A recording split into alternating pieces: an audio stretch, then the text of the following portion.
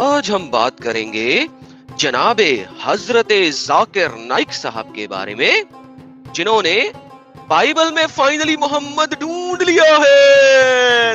تالیاں. اور جناب ذاکر بھائی کہہ رہے ہیں، یہ چلے سنیے.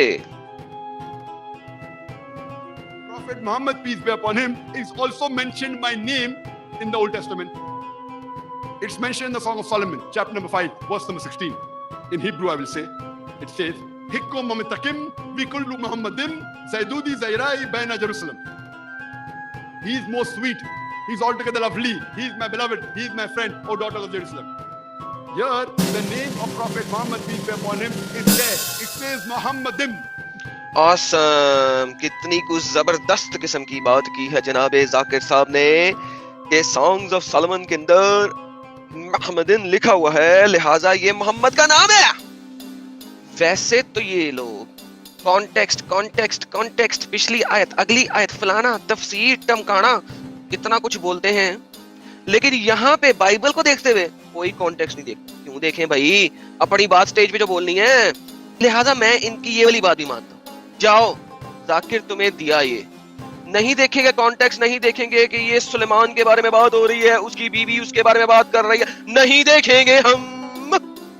لیکن آج ہم یہ ضرور ثابت کریں گے کہ امب کا پتہ نہیں ہے تم لوگوں کو، سٹیج پہ آگے بک بک کرنا شروع کر دیتے ہو. چلو آؤ دیکھیں ذرا، آپ ان کی پہلے لفظ پہ غور کیجئے گا. انہوں نے کہا ہے نام سے، by name Muhammad is mentioned in the Bible in the Old Testament. نام سے. جبکہ ہم اگر قرآن کو دیکھیں تو قرآن تو کہتا ہے کہ محمد نہیں، وہاں پہ اس کا نام احمد لکھا ہوگا بائی نیم.